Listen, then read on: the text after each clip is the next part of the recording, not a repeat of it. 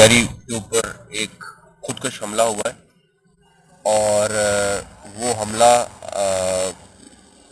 अब आप देख सकते हैं कि जितना यहाँ पे नुकसान हुआ है उसमें अभी तक 12 लोग जो हैं वो शहीद हो चुके हैं और 27 के करीब ज़ख्मी हैं।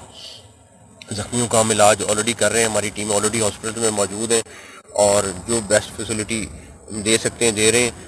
और प्राइम मिनिस्टर ख़ुद भी अभी हॉस्पिटल वालों से वो भी बात कर रहे थे और उनको कह रहे थे कि जो अब लोग ज़ख्मी हैं उनका जितना हम इलाज करा सकते हैं कराएं।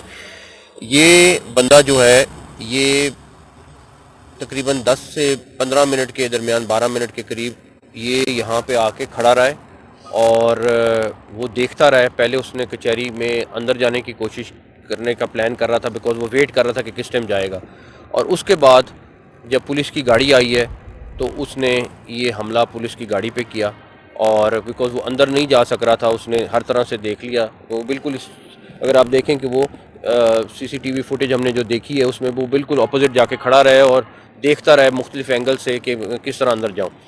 तो आपको पता है यहाँ पे कचहरी में हर बंदा जो जाता है उसकी चेकिंग होती है, तो उस लिहाज से वो अंदर नहीं जा सका तो उसने फिर अपना नेक्स्ट टारगेट जो है वो पुलिस की गाड़ी को बनाया है। तो ये अब हमने पहली प्रायोरिटी में हम कोशिश कर रहे हैं कि उसको आइडेंटिफाई करें वो कौन है।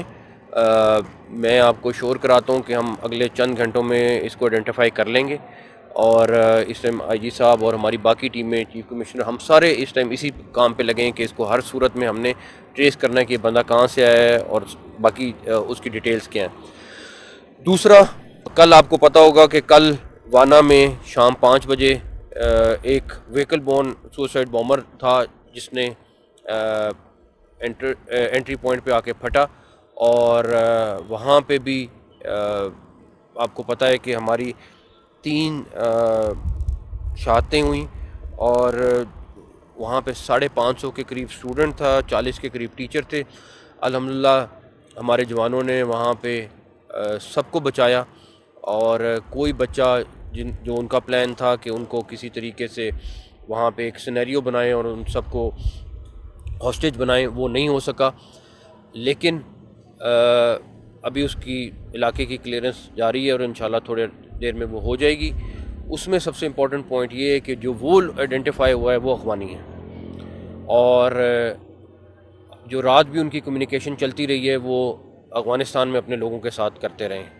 तो वो उसमें तो हम बहुत क्लियर हैं कि वो सारा का सारा जो अटैक है उसमें अफ़गानिस्तान डायरेक्टली मुलव्वस है।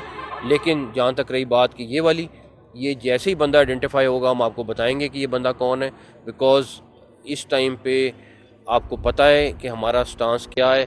मैं सिर्फ अपने KPK के भाइयों से ये रिक्वेस्ट करूँगा कि प्लीज़ अपने आप को बदनाम ना करें।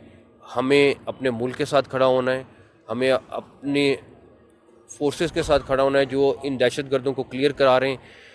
ये आपको बदनाम करने की कोशिश कर रहे हैं, आपको अपने ताल्लुक़ के बिना पर आपको साथ मिलाने की कोशिश कर रहे हैं। लेकिन हमारे लिए सबसे पहले पाकिस्तान होना चाहिए, उसके बाद कोई और मुल्क आता है, सबसे पहले पाकिस्तान। आप मुझे ये बता दें कि अफ़गानिस्तान में कितने लोग हैं जो अपने स्टांस से हट रहे हैं, तो ये हमें देखना पड़ेगा। हमें अपने मुल्क में अपने मुल्क के साथ रहना है सबसे पहले। तीसरा,